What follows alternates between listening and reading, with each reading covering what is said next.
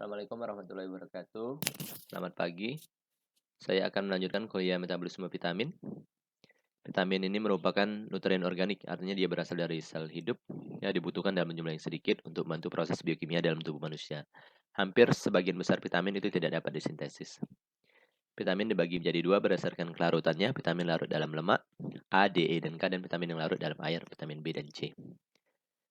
Vitamin A berperan untuk mengatur proses penglihatan, yaitu retinaldehyde dengan menyusun gugus prostatik protein opsin sensitif cahaya. Dengan adanya isomerisasi retinaldehyde, maka akan terjadi inisiasi impuls saraf sehingga manusia bisa mengenali objek yang dilihat. Peran yang lain adalah asam retinoat mengatur ekspresi gen dan diferensiasi jaringan, sedangkan beta-karoten berperan sebagai antioksidan. Defisiensi vitamin A dapat menyebabkan seroptalmia, terbentuknya bercak bitot pada mata yang lama-kelamaan dapat menyebabkan kebutaan. Vitamin D dikategorikan sebagai hormon disintesis di kulit dari 7-dehidroksikolesterol dengan bantuan sinar matahari. Kemudian vitamin D diubah menjadi kalsitriol di hati dan ginjal. Peran vitamin D untuk mempertahankan kalsium plasma, kemudian juga berperan pada sistem imun. Defisiensi vitamin D telah dikaitkan dengan mudahnya terinfeksi dan mengalami penyakit tuberkulosis. Defisiensi vitamin D dapat menyebabkan rachitis dan osteomalacia. Kemudian vitamin E, tokoferol atau tokotrienol merupakan antioksidan larut lipid utama di membran sel dan berperan juga menjaga kelenturan membran. Di sini vitamin E menghentikan rantai reaksi radikal bebas di membran sel. Kerjanya juga dibantu oleh vitamin C. Defisiensinya dapat menyebabkan atrofi testis. Makanya vitamin E ini dapat digunakan juga untuk meningkatkan kesuburan pada pria maupun wanita. Vitamin K sebagai anti perdarahan berperan sebagai koenzim untuk karboksilasi glutamat. Jadi, ada protein, protrombin, dan osteokalsin itu membutuhkan glutamat yang terkarboksilasi. Tanpa karboksiglutamat tersebut, maka protrombin dan osteokalsin tidak dapat menjalankan perannya. Kemudian vitamin larut dalam air, vitamin B1, berperan pada metabolisme karbohidrat ya, sebagai koenzim, yaitu tiamin difosfat dan untuk fosforilasi ya, pada hantaran saraf. Defisiensinya menyebabkan penyakit beri-beri atau aksidosis latat bila diet karbohidrat tinggi.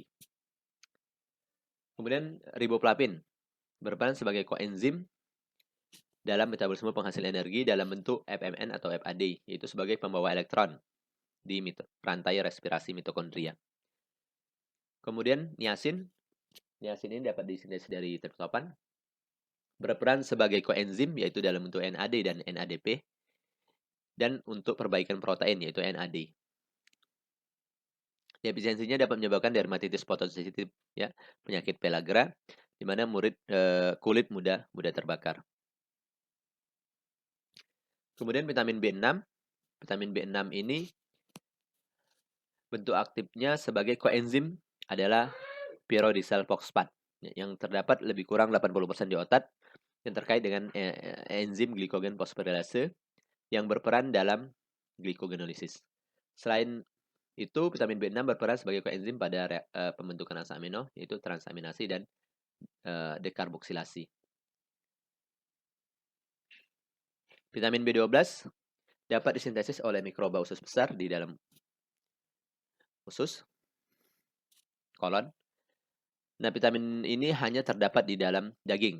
Maka orang-orang yang vegan atau vegetarian itu berisiko mengalami defisiensi vitamin B12. Defisiensi vitamin B12 menyebabkan anemia perniciosa atau defisiensi folat fungsional atau folat trap. Perannya sebagai koenzim.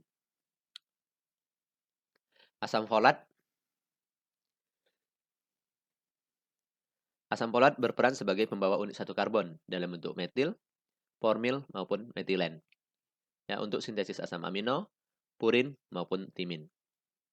Defisiensi asam folat menyebabkan anemia megaloblastik, cacat tubuh saraf, Yang sempat populer itu cacat tabung saraf, ya, makanya terjadi fortifikasi asam folat.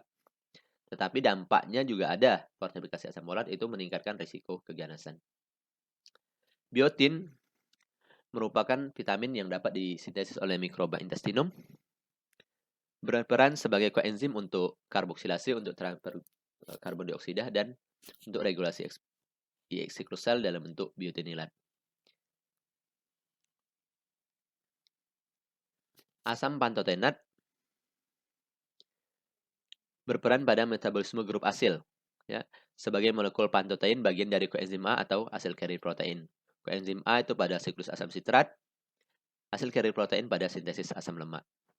Ini asam pantotenat, ini koenzim A, ya, sebagai penyusun gugus ini. Ini vitamin C merupakan vitamin yang sebenarnya pada beberapa mamalia dapat disintesis, tapi pada manusia tidak bisa karena tidak adanya enzim gluconolactone oksidase. Bentuk aktifnya itu asam askorbat atau asam dihidroksiaskorbat.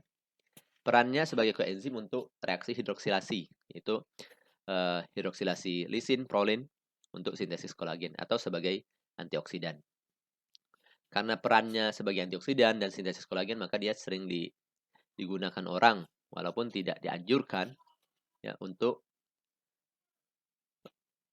digunakan, yaitu pemberian vitamin C dosis tinggi.